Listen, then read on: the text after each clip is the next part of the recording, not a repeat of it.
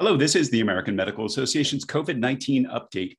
Today, we're discussing what physicians need to know about boosters for Moderna and Johnson & Johnson recipients and the newly approved mix and match strategy.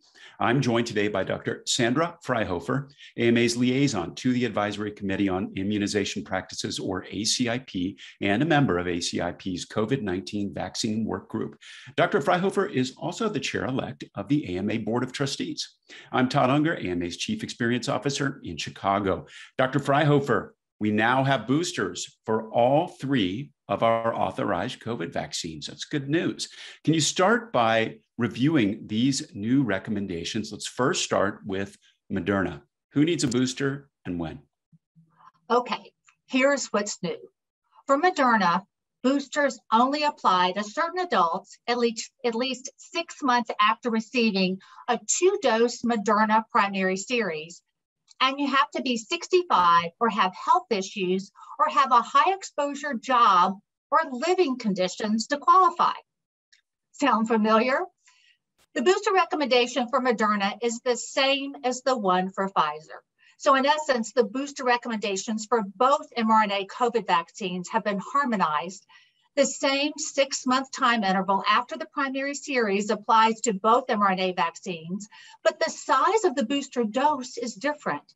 For Pfizer boosters, it's a full 30 microgram dose. For Moderna boosters, 50 micrograms, that's a half of a full Moderna dose, is all that's needed. So a little bit different for J&J's Janssen vaccine. Is the time frame the same? Let's start with the particulars there. No, for adults who received the Janssen vaccine, the time frame's different. A booster is recommended at least 2 months after a single Janssen dose primary series. This applies to everyone 18 and older who received it. This broad eligibility is due to Janssen's lower vaccine effectiveness as compared to mRNA vaccines. The boost can help increase Janssen vaccine effectiveness, and to get a booster, it's still the honor system. If people say they're eligible, they can get it. So that's who needs boosters and when, but with the newly approved mix and match strategy, are there recommendations on which vaccine that people should get as a booster? Should they opt for the same one as the primary series if it's available, or try a different option? Well, this is where it gets really interesting. The language CDC uses in the recommendation for the kind of booster to give is neutral and vague. It's not specific. It doesn't specify what kind of booster to give, and this is not an oversight. The bottom line, you can boost with any authorized COVID vaccine. The booster doesn't have to match the primary vaccine series type. This is called heterologous boosting. On the other hand, boosting with the same type of vaccine as the one you originally received is called homologous boosting. Either strategy is permitted. New word for my vocabulary, which I think just popped up last week. That is heterologous, and homologous. How do we know this mixing and matching vaccine series and boosters will work?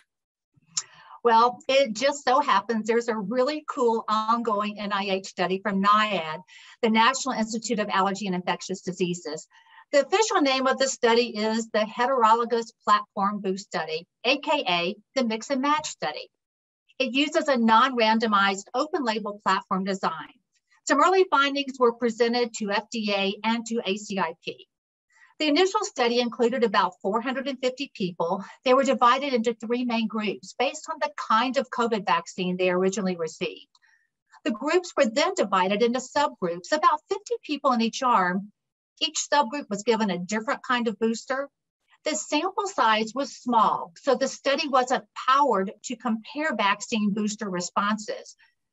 In this study, there was matched boosting, meaning the boost vaccine matched the original vaccine in the primary series, and there was mixed boosting in which the boost was different from the vaccine originally received. A full dose of all 3 vaccines was used. For Moderna, the boost used in the study was 100 micrograms. Now understand that a half dose of Moderna, that's the 50 microgram dose, has now been authorized by FDA for boosting. It's less reactogenic. This study was started before that authorization occurred. Researchers have now added an additional arm using a half-dose Moderna booster, but those results are not yet available. So researchers measured antibody levels. They're also looking at cell-mediated immunity, but those results are still pending. But here's what we know so far. Boosters of all three vaccines increased neutralizing antibody titers, irrespective of the kind of booster or the kind of primary vaccine series. Now, although the study isn't powered to compare boosters to determine which combination is best, the early findings are quite interesting. Moderna and Pfizer boosters did seem to do a better job at boosting and triggered stronger antibody responses than Janssen boosters. Neutralizing activity against Delta and Beta variants are also increased substantially after boosting.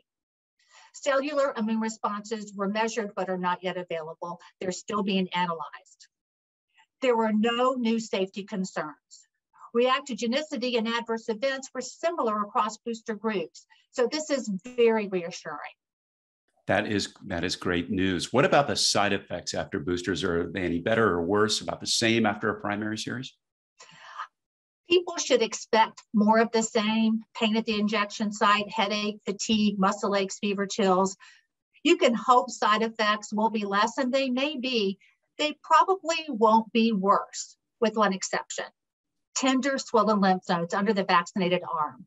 Swollen lymph nodes were more common after boosters as compared to the primary series.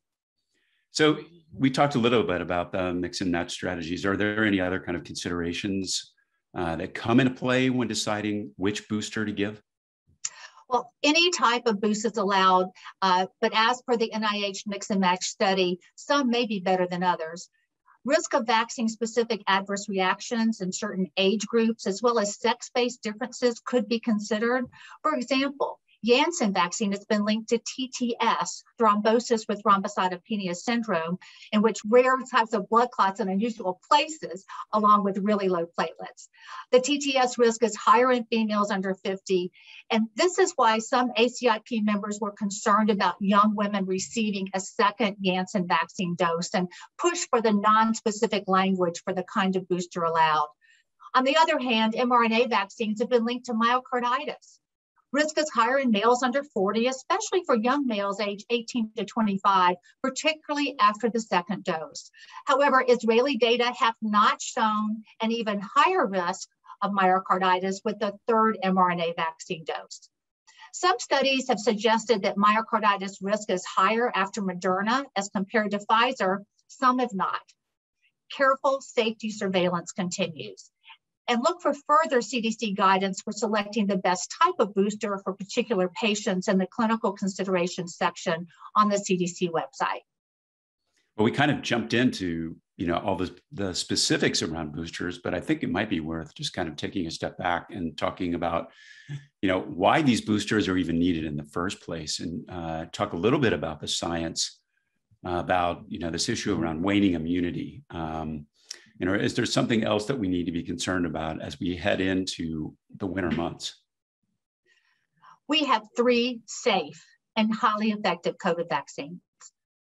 COVID vaccines continue to maintain high protection against severe disease, hospitalization, and death. However, we are seeing breakthrough infections. It's all about waning immunity with time and with the Delta variant, along with concern about vaccine effectiveness against future variants of concern. Studies presented to FDA and others reviewed by ACIP do show some waning of immunity with time. For example, a recent study published in the September 28th MMWR looked at COVID vaccine effectiveness against hospitalization from mid-March through mid-August. VE vaccine effectiveness was highest for Moderna at 93% as compared to Pfizer-BioNTech vaccine at 88%.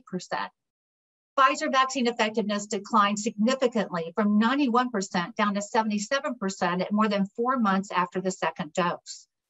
Moderna vaccine effectiveness did not wane as much as Pfizer. VE for both mRNA vaccines was higher than Janssen. Janssen's single-dose vaccine had the lowest vaccine effectiveness at 71%. Janssen protection is pretty stable. It doesn't wane as much, but its vaccine effectiveness has never been up to par with mRNA vaccines. Janssen never made it up to mRNA vaccine standards when it came to vaccine effectiveness. So the booster recommendation for everyone who received Janssen should help enhance its protection. A company study from Janssen showed two doses of the Janssen vaccine given 2 months apart increased VE from 70% up to 94%. FDA has not verified this data. There were also concerns that there were not enough data in older patients or against the Delta variant. We also see greater declines in vaccine effectiveness in older patients, and that's why boosters are recommended for everyone 65 and older, as well as for younger adults with underlying medical conditions that put them at increased risk of severe COVID.